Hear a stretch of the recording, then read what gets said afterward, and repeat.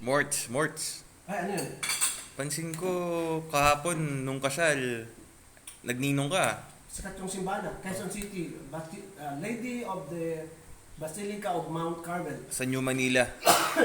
Sa New... New Manila ba yan? Oo. Laki ng simbahan nila doon, maganda. Pansin ko kumain ka ng ano yun yung Body of Christ? Kasi ganito yun, ninong ako sa kasal ng pamangkin ko.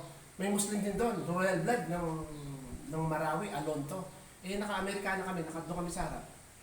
Nung tumayo na, lumulod din ako kasi nag-aaral ako sa Catholic school nung high school ako.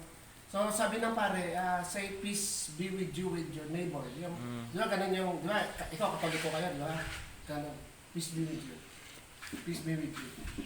Doon sa malikod, maraming magaganda Peace, sabi ko, peace be with you. Mga 10 beses ako nagipag, peace be with you. Ngayon,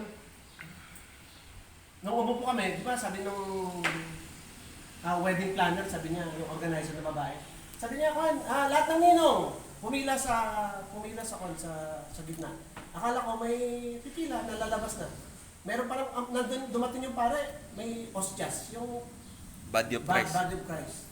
So, inasubukan ko rin yan nung third year high school ako, nag-aaral ako sa Catholic sa Cotabato So, lumapit din ako kahit na wala naman sa protestante yun lapit ako, gano'n ko rin yung kamay ko, nilagay ko, tapos gano'n din ako.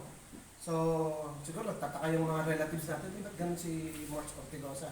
Ngayon, lumapit kami dun sa ang laki dun, may Diyos Yung Muslim, kasabi ko, lumapit. May Muslim? Yung Alonto, yung royal blood.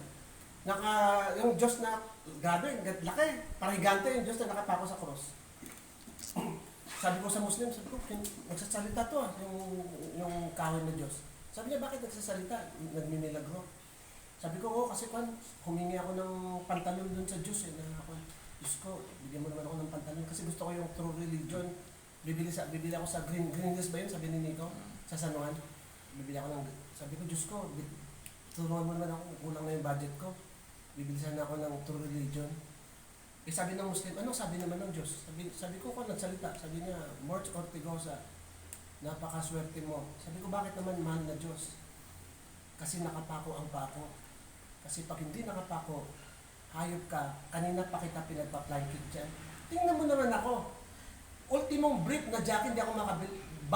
Basahan ng gamit ng Diyos, tapos ako.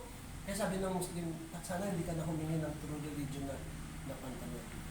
Yan lang muna, salam alaikum. Yung pare baka sampalin ka. Salam alaikum, burang batula, barakatuh. Di yung pare baka sampalin ka kasi di ka nakikinig sa... Kasi gumagawa ako ng news. Dami sinasabi yung pare, sayang yung oras ko Di tsaka di ka na mga Katolik. Kita mo, dumating ako dito, nagbabiral na yung ginawa ko news doon. Alam mo ang ginawa ko news? 100 years na koronasyon ni Lady of Manawag. Malapit na. April 22. Dadagsain, sabi ni Mayor Ming Rosario, mahigit 1 milyon na tao ang darating. Ginawa ko yan sa Basilica of Lady of Mount Carmel sa New Manila. Nakaupo ako, nagsisermon yung pare. Ano mas ano? Alam mo yung ulo ko, tumango lang ako. Ano mas ano, yung Manawag o yung Mount Carmel? Maganda yung Mount Carmel Hindi, pero masikat ang Manawag. No? Sikat ang Manawag. Pinakasikat. Kasi may mga milagro dyan tumango lang ako dun sa New Manila nung sinabi na ng pare, the groom can kiss the bride. The bride, yan. Idol ko si Mikel grabe Halos hindi makahinga ang kanyang bride. Matagal ang kiss niya. Kaya, pag kinasal kami uli ni mama mo, gano'ng gagawin ko? Uubusin ko yung hininga ni mama mo. Kasi kinasal na kami sa judge ni mama. Ipatay mo